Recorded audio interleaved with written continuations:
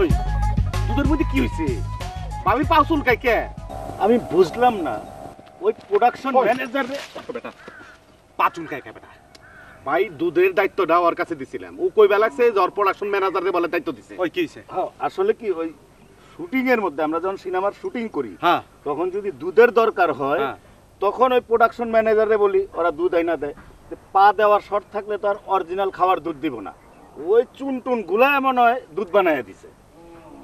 এটা ফকিন্নির বাচ্চার মতন কাম করছেন না, এটা কি কাম করছেন মিয়া? আরে আমি ফকরনি না, ওই প্রোডাকশন ম্যানেজার ফকর। তোর মিয়া পুরা জিনিসটারে মিয়া জাতা করে ফেলাইছেন। কি হইছে তুই? ভাই আপনি মাথা ঠান্ডা করেন, আমি দেখে ফেলাইছি। তোর বেটা কি মাথা গরম করব না বেটা? আরে ভাই সব ঠিকঠাক আছে। তুই চশমা খোল আমার চোখের দিকে চা। খোল চশমা খোল। চা আমার চোখের দিকে। তুই কই বেজাল লাগাইছিস ক? আপনার চোখ মুখি চাই কই বেলাইছি ভাই, কোথাও কোনো বেজাল নাই। আপনি যেটা করবেন নিশি ভাবিরে সবার কাছ থেকে দূরে রাখবেন, বাস আর কিচ্ছু করতে হইব না। কে দূরে রাখুন কেন? কোন সময় কেরা কি জিগিয়া ফেলায়, কোন কথার উত্তরে কোন পেস্টা পাইজা যায়, বুঝেন নাই ভাই?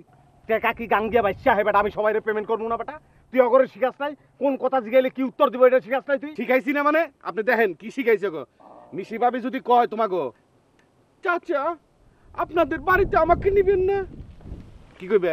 আমি তো নিতেই চাই মা, কিন্তু তোমার শ্বশুর তো যেতে দেবে না।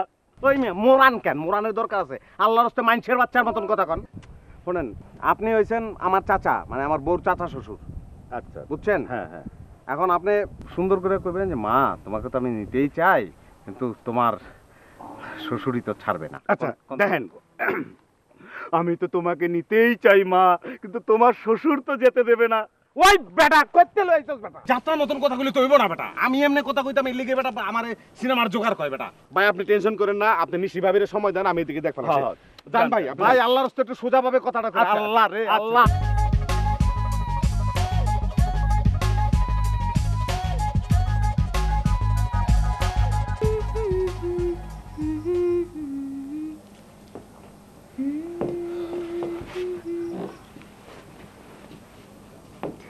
এই আম্মা আব্বা এভাবে কথা বলে কেন?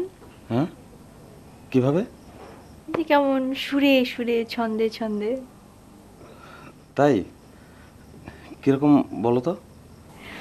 আমি আম্মা আব্বার সাথে কথা বলছিলাম তো তো বলছিলাম যে আপনাদের আমার খুব পছন্দ হয়েছে, আপনারা অনেক ভালো। তো আমাকে আম্মা আব্বা বলছে, মা তুমি আমাদের চেয়ে অনেক বেশি ভালো। হ্যাঁ না মা তুমি হাসো না, শোনো না। হ্যাঁ ঠিক আছে তো, শোনো আমাদের ফ্যামিলি একটা কালচারাল ফ্যামিলি। আব্বা তো চারণ কবি আর মা গজল লেখে, বুঝছো? মানে এটা আমাদের ফ্যামিলির দীর্ঘদিনের অভ্যাস, সুরে সুরে কথা বলে। মানে সুরের প্রতি আমাদের ফ্যামিলির একটা অন্য ধরনের টান আছে, বুঝছো? আমিও তো আগে এইভাবেই কথা বলতাম, পরে যখন ঢাকা গেছি তখন চেঞ্জ হয়ে গেছি। মজা লাগছে? ভালো লাগছে না? আচ্ছা তোমার এমনিতে শ্বশুরবাড়ি কেমন লাগতেছে? খুব ভালো লাগতেছে, কিন্তু কেমন না মানে অবিশ্বাস্য লাগছে, মানে অ্যাটিটিউডগুলো কেমন যেন লাগতেছে। হ্যাঁ কিরকম? যেমন এই যে গাড়ি থেকে নামার পরপরই মনে করো ছোট ছোট বাচ্চা কাচ্চাগুলো ফ্ল্যাগ নিয়ে যেভাবে আমাকে আদর আপ্যায়ন করে নিয়ে আসলো, মানে একটু ডিফারেন্ট কাইন্ডের রিসেপশন হয়ে গেছে। ঠিকই তো আছে, তোমার বলছি না আব্বা তো এই জায়গার প্রেসিডেন্ট, এটা তো অন্য বাংলাদেশ, বাংলাদেশের ভিতরে আর এক বাংলাদেশ। তুমি বুঝতে পারতেছো, তুমি সেই প্রেসিডেন্টের পুত্রবধূ, তাহলে তোমার রিসেপশনটা অন্যরকম হবে না? তুমি তো রাজকন্যা, এটা তো তোমার বুঝতে হইব। রাজকন্যা? হ্যাঁ কিন্তু আব্বা আমার কথা খুব ভালো লাগছে আমার কাছে।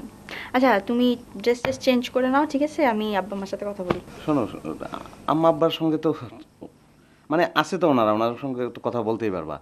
গ্রামে আসছি এতক্ষণ পর্যন্ত তো তোমার সঙ্গে কোনো আছে না, একটা গ্রাম্য পরিবেশে কথাবার্তা বললাম, একসঙ্গে থাকলাম, থাকো না একটু।